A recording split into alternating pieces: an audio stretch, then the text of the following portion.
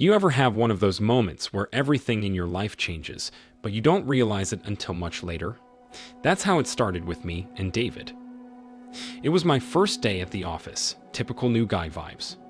Nervous, trying to make a good impression, all that stuff.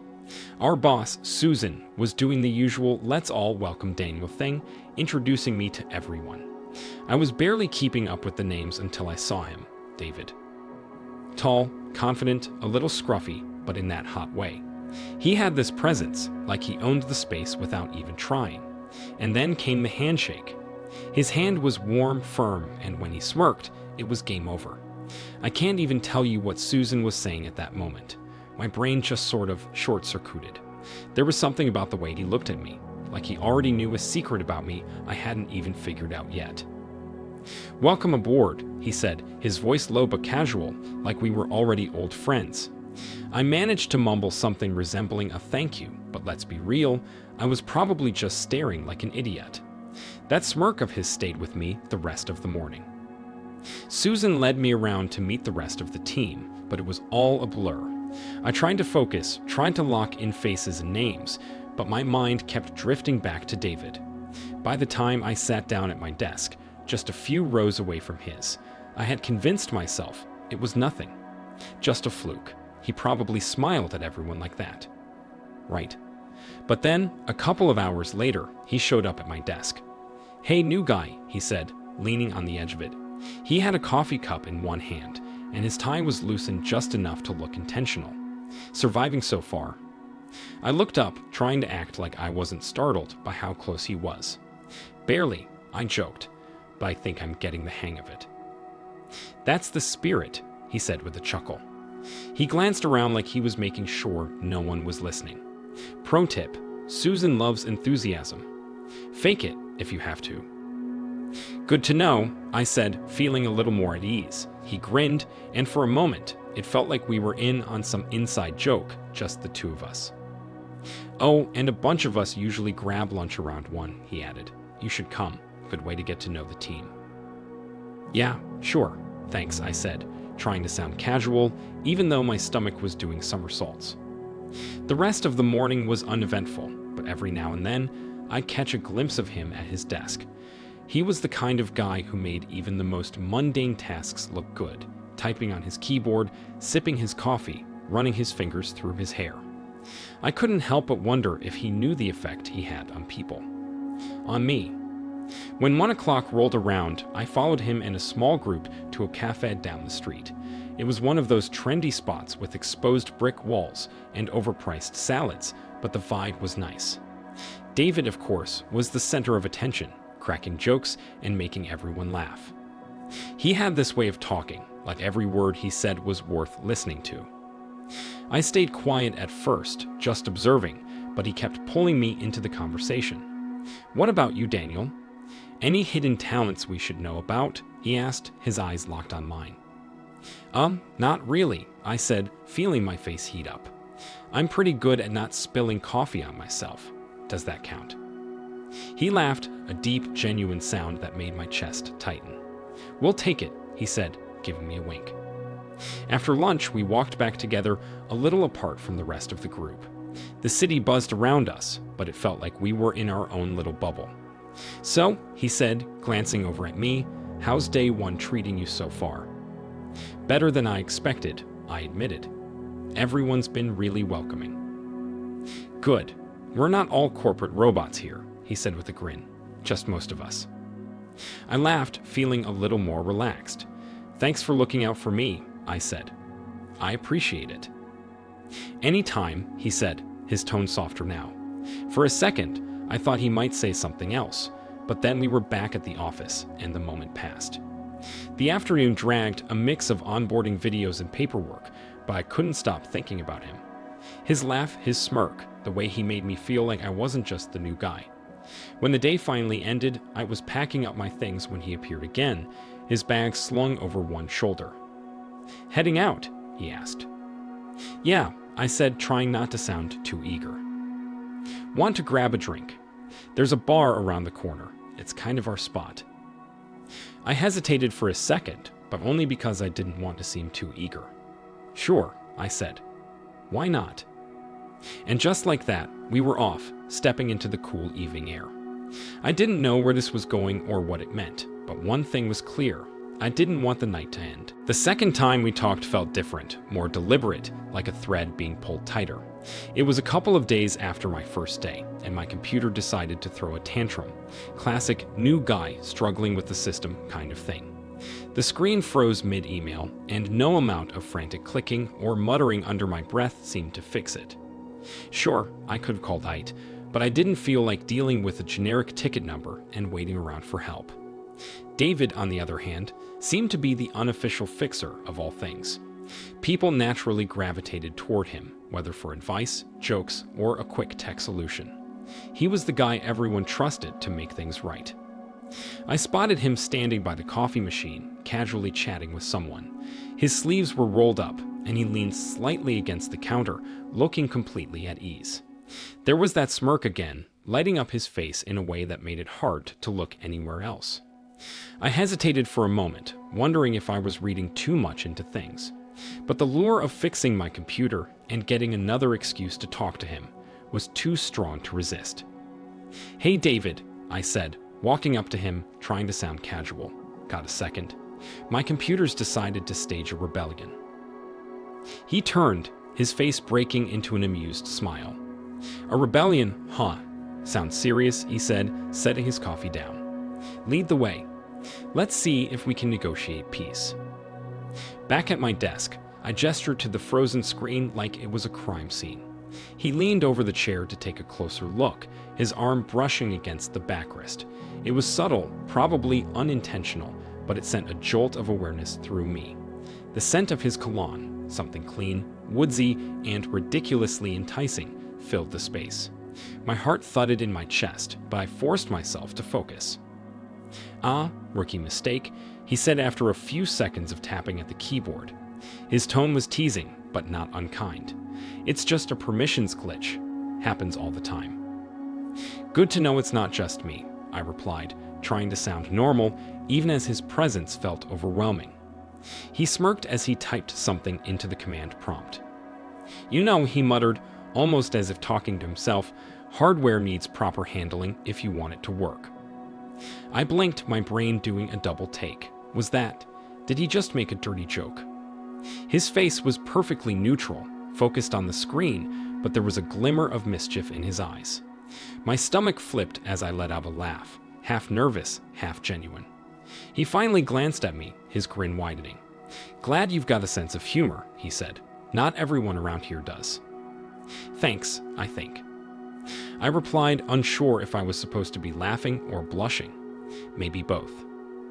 He finished whatever magic he was doing and straightened up, standing so close I had to tilt my head slightly to meet his eyes. "There," he said, his voice softer now, good as new. "Let me know if it acts up again." "Will do," I said, and for a moment, neither of us moved. His gaze lingered on mine, and the air between us seemed to shift, charged with something unspoken. Just as I was about to say something, anything, he stepped back, breaking the moment. "Oh, and don't sweat the tech stuff," he added, his tone easy and reassuring. "Everyone screws it up at first." "Even you?"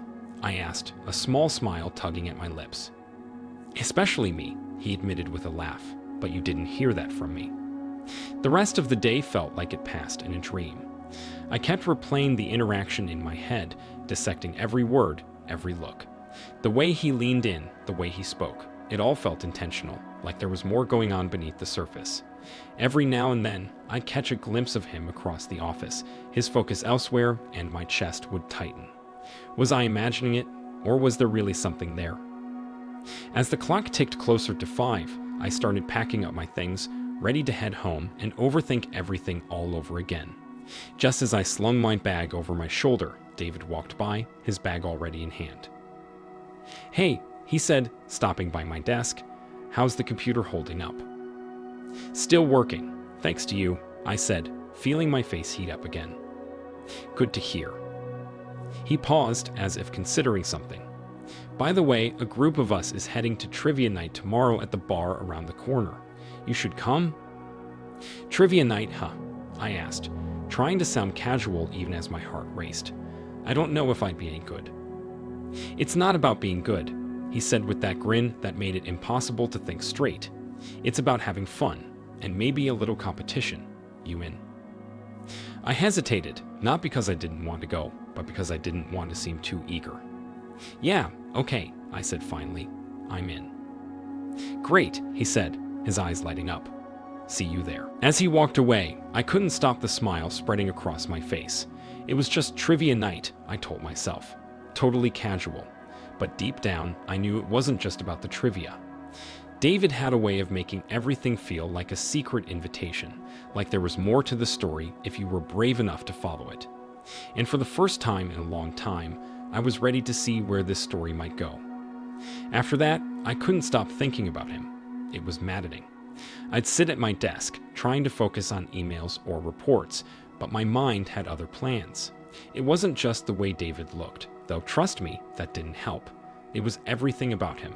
His smirk, that low, teasing tone in his voice, the way his cologne lingered in the air long after he walked away. And the worst part, it wasn't just his physical presence that haunted me, it was the moments. The little flashes of eye contact, the shared laughter, the unspoken tension that seemed to stretch between us like an invisible thread. By late morning, I couldn't handle it anymore. My brain felt like it was short-circuiting. I decided to take a quick break, hoping a splash of cold water on my face would help clear my head. The bathroom was quiet, the hum of fluorescent lights the only sound as I leaned against the sink, staring at my reflection. My tie felt too tight, my shirt suddenly suffocating. I turned on the faucet, cupping the cool water in my hands and letting it cascade down my face. Rough day. The voice made me freeze. I looked up in the mirror, and of course, there he was, David. He was leaning casually against the sink, his phone in one hand, a hint of amusement in his eyes as he watched me. How long had he been there? Long enough to see me trying to pull myself together. Oh, yeah, I said, attempting a weak laugh. Just tired, I guess. Tired, huh? He set his phone down on the counter and crossed his arms, his gaze sharpening. You sure about that?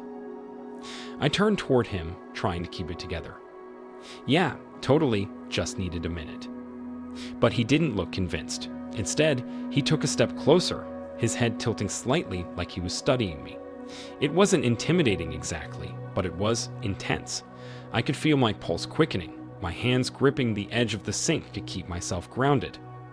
Daniel, he said softly, and the sound of my name from his lips made something inside me twist. You don't look tired. You look distracted. I opened my mouth to deny it, but the words wouldn't come. Because he was right. I was distracted by him, standing there so close I could feel the heat radiating off his body, his eyes locked onto mine like he could see straight through me. Before I could overthink it, he closed the space between us. His hand brushed against mine on the edge of the sink, and the contact sent a jolt through my entire body. You're not very good at hiding it, he murmured, and that was it. The tension that had been building for days finally snapped. He stepped closer, and I didn't move away. I couldn't. His gaze flicked down to my lips, and then suddenly he kissed me. It wasn't tentative or cautious. It was fast, intense, like he'd been holding back just as much as I had. His hands gripped my waist, pulling me against him, and I responded without thinking, my fingers curling into the fabric of his shirt. The world outside the bathroom seemed to disappear. There was no office, no rules, no consequences, just him. The sound of our breathing filled the small space, heavy and urgent. He backed me into the nearest stall, his hand reaching behind us to fumble with the lock. The door clicked shut, and then we were alone, completely cut off from everything else. My back hit the stall wall as he kissed me again, deeper this time. His hand slid up to cup the side of my face, his thumb brushing along my jaw in a way that made my knees weak. My heart was pounding so hard, I was sure anyone outside would hear it, but I didn't care. All I could focus on was him, his mouth, his touch, the way he made me feel like I was on fire. When we finally pulled back, gasping for air, we just stared at each other, our foreheads almost touching. His eyes searched mine, and for a moment, neither of us spoke. It was like we were both trying to process what had just happened. The heat, the urgency, It had all been so sudden, so reckless. "David," I started, but I didn't even know what I wanted to say. He pressed a finger to my lips, silencing me. "Don't overthink it," he said, his voice low and rough. "Just don't." I nodded, swallowing hard, but as he stepped back, his hand lingering on mine for just a second longer than necessary, I knew there was no way I wouldn't overthink it. What had we just done? And what would happen now? That should have been it, just a one-time thing. A moment of weakness, a reckless mistake. But apparently, David doesn't do one time. It was a few days later, a Tuesday if I remember right, and everything seemed normal. I was at my desk, trying to focus on some endless spreadsheet that refused to make sense. David hadn't said much to me that day, just the usual banter in passing, but I could feel him. You know that feeling when someone's presence seems to fill the room, even when they're nowhere near you? Yeah, it was like that. Around mid-afternoon, when the office was quieter, David appeared out of nowhere. One moment I was staring at my computer screen, and the next, he was beside me, leaning in like he had some urgent secret to tell. "Storage room." Now he whispered, and before I could process what he'd said, he was already walking away, his hands casually tucked into his pockets like he wasn't about to cause absolute chaos. I hesitated for a second, probably longer than I should have, but curiosity and the undeniable pull of him won out. I glanced around to make sure no one was paying attention, then got up and followed him. The storage room was tucked away in a corner of the office, rarely used unless someone needed printer paper or an old file. When I stepped inside, he was already there, leaning against the shelves, arms crossed, and that infuriatingly sexy smirk on his face. "David, what are you?" Before I could finish the question, he grabbed my arm, pulling me closer. His lips crashed against mine, cutting off any semblance of rational thought. It wasn't gentle or tentative this time. It was desperate, like he'd been waiting for this all day. His hand slid to my waist, tugging me against him, and I melted into the kiss, my fingers tangling his hair as if they belonged there. For a moment, it felt like we were in our own little bubble, completely cut off from the rest of the world. The muffled sounds of the office outside barely registered as he kissed me, his touch igniting something deep in my chest that I hadn't felt in, well, maybe ever. It was intoxicating, dangerous, and completely addictive. After a while, he slowly knelt down and carefully unbuckled my belt. The next few minutes were unforgettable. I was close to the end. And of course, that's when it happened. The door creaked open, and my heart stopped. We pulled apart so fast, I nearly stumbled into a stack of paper reams, trying to look casual like we weren't literally making out seconds ago. David, somehow, managed to stay completely calm, stepping away from me with a practiced ease that made me wonder how he wasn't freaking out. Susan stood in the doorway, holding a clipboard, her eyebrows furrowing as she looked between us. "Everything okay in here?" she asked, her tone suspicious but not outright accusatory. "Yeah, just showing Daniel where we keep the toner," David said smoothly, motioning to a random shelf like it was the most natural explanation in the world. His voice was steady, calm, like he hadn't just been kissing me so hard I forgot how to breathe. Susan's eyes lingered on us for a moment longer, and I swear I could feel the color rising in my face. My heart was pounding so loudly I was sure she could hear it. "Right," she said finally, clearly not convinced, but also not interested enough to dig deeper. "Well, don't take too long. We've got a meeting in 5. With that, she turned and walked away, leaving the door slightly ajar behind her. I let out a shaky breath, leaning against the shelves for support. Oh my God, she knows. David just shrugged, his lips quirking into a half smile. She doesn't know anything. She gave us a look. "David," I hissed, my voice low but panicked, like she knows exactly what we were doing. He chuckled softly, stepping closer again. "Relax, Daniel. If she knew, we'd already be fired. Trust me." His nonchalance was infuriating and yet oddly comforting. He reached out, brushing his fingers lightly against mine, and I hated how much it calmed me. How much I wanted him to keep touching me, despite the fact that we'd nearly been caught. "We need to stop," I said, though the words felt hollow even as I said them. He tilted his head, studying me. "Do you really want to stop?" I opened my mouth to answer, but nothing came out, because the truth was, I didn't, not even a little bit, and judging by the way he smirked, he already knew that. We left the storage room separately, careful not to draw any more attention, but even as I sat through the rest of the day pretending everything was normal, I knew it wasn't. What we'd done was reckless, stupid even. And yet, the thought of stopping, of pulling away from him for good, it didn't feel possible. It didn't even feel like an option. One Friday after work, David leaned against the edge of my desk as everyone else filtered out of the office. Drinks. He asked casually, his tone light, but his eyes catching mine with that familiar spark. It wasn't the first time we'd hung out, but this felt different. Just the two of us. A quiet invitation wrapped in his usual confidence. I hesitated for a moment, the logical part of my brain whispering that this was a bad idea. Keeping things professional seemed like the smart choice, but then he smirked, and the logic flew out the window.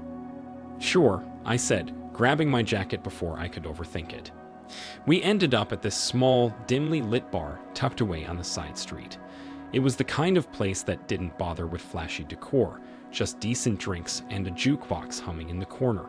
We found a booth near the back, and as the first round of beers arrived, the conversation flowed easily. Work stuff at first, annoying clients, office gossip, but then it started to shift. He leaned in closer as he talked, his voice dropping just enough to make the world outside our little booth disappear.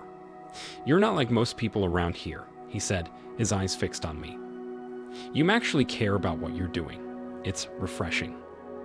I laughed, brushing off the compliment. "What about you? You've been here forever, right?" 5 years, he said with a shrug, taking a sip of his beer. "But you make it less boring." The way he said it, low and smooth, sent a shiver down my spine. By the second round, the flirting was undeniable. He'd throw in these playful comments, barely brushing his hand against mine as he reached for his drink, and every time our eyes met, it lingered just a little too long. I wasn't sure if it was the alcohol or him, but my cheeks felt warm, and my usual filter was nowhere to be found. "Another round?" he asked as I drained the last of my beer. "Why not?" I replied, grinning. The more we drank, the more the barriers between us crumbled. He told me about his dream of opening his own business someday, and I shared stories about my awkward college years, which made him laugh so hard he nearly spilled his drink. It felt easy and natural, like we'd been doing this for years instead of a few hours. By the time we stumbled out of the bar, the air between us was charged with something electric. The streetlights cast a soft glow on his face, and he looked at me like I was the only person in the world. "My place isn't far," he said, his voice low and inviting. I should have said no. I should have played it safe, drawn the line before it got even messier. But instead, I found myself nodding, my heart pounding as we started walking. His apartment was exactly what I'd imagined, minimal but lived in, with a bookshelf overflowing in one corner and a guitar propped up against the couch. The door had barely clicked shut before his lips were on mine, and everything else faded away. The next few hours were a blur of heat and urgency. Kisses that left me breathless, his hands finding places on my body I hadn't realized craved his touch. Every second with him felt like surrendering to something I couldn't control and didn't want to. At some point, we ended up tangled on his couch, the city lights spilling through the window. I don't think either of us cared about the time or the fact that the world kept spinning outside. It was just us, caught in this magnetic pull that neither of us seemed able or willing to resist. Throughout the night, I felt his hardness and warmth. Time passed unnoticed. I couldn't say minutes or hours passed, and at some point I woke up in the morning, not remembering at what moment I fell asleep. When the first